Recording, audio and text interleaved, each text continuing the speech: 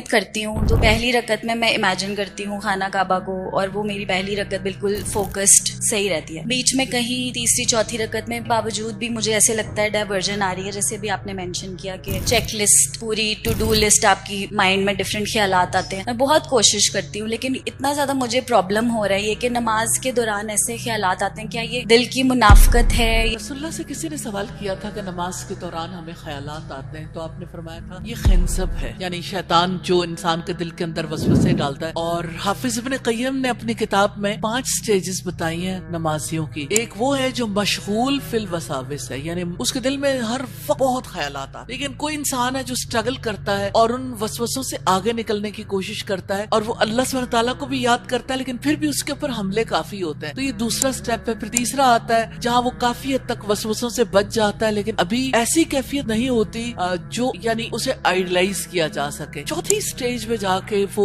اللہ سبحانہ تعالیٰ سے بالکل کنیکٹڈ ہو جاتا ہے. 5ویں سٹیج پہ اسے دنیا بھول جاتی ہے. تو ہم سب ان سٹیجز میں سے کسی نہ کسی سٹیج پہ ہوتے ہیں، کبھی بالکل لوئسٹ سٹیج پہ، کبھی تھوڑا درمیان میں آ جاتے ہیں. اوپر والی سٹیجز تو اللہ تعالیٰ اپنی مہربانی سے جس کو چاہتا ہے نصیب کرتا ہے. میں نماز کے بارے میں خصوصی بات کہنا چاہتی ہوں. یہ جو آپ بیت اللہ کا تصور کرتے ہیں نا، کر سکتے ہیں، لیکن ہم اگر سنت دیکھیں تو رسول اللہ نے نماز کی کوالٹی کو بہتر بنانے کے لیے جو طریقہ کار ہمیں بتایا، آسمانوں سے اللہ سبحانہ تعالیٰ نے حضرت جبریل علیہ السلام کو بھیجا تھا دین سکھانے کے لیے، اور انہوں نے سوال کیا تھا مل احسان، عبادت کا حسن کیا ہے؟ تو آپ صلی اللہ علیہ وسلم نے فرمایا ان تعبد اللہ کأنک تراہ، تم اللہ کی عبادت ایسے کرو گویا کہ تم اسے دیکھتے ہو. فإن لم تکن تراہ فإنہ یراک، پھر اگر تم اسے نہیں دیکھتے وہ تو تمہیں دیکھتا ہے. تو یہ جو کیفیت ہے نا، ان دو میں سے ایک، مشاہدہ یا مراقبہ. مراقبہ کا مطلب ہوتا ہے خود کو اللہ کی نگرانی میں محسوس کرنا. اب آپ دیکھیں کہ اپنی آنکھوں سے انسان اللہ تعالیٰ کو کیسے دیکھ سکتا ہے، جبکہ اللہ تعالیٰ نے قرآن مجید میں فرمایا لا تدرکہ الابصار، نگاہیں اس کو پا نہیں سکتی. امیجن کرنا جیسے آپ سوچتے ہو کہ میں اللہ تعالیٰ کے سامنے ہوں. ایک انسان یہ سوچ سکتا ہے کہ میں اللہ کے سامنے ہاتھ باندھ کے کھڑی. بیسٹ کیفیت. جب آپ اللہ تعالیٰ کو سامنے محسوس کرتے ہو تو آپ فوکسڈ ہو جاتے ہو. اچھا، آپ یہ کیفیت کسی وقت لا پاتے ہو، کسی کبھی نہیں بھی ہوتی. جب نہیں ہوتی تو کم از کم اللہ کی نظروں کو انسان محسوس کر لے. تو نظروں کا شعور کتنا ٹھیک کر سکتا ہے؟ آپ میں سے کون نا واقف ہے؟ کیمرے کی آنکھ آپ کو دیکھ رہی، جہاں لگا ہو سب لوگ کانشیس ہو جاتے، تو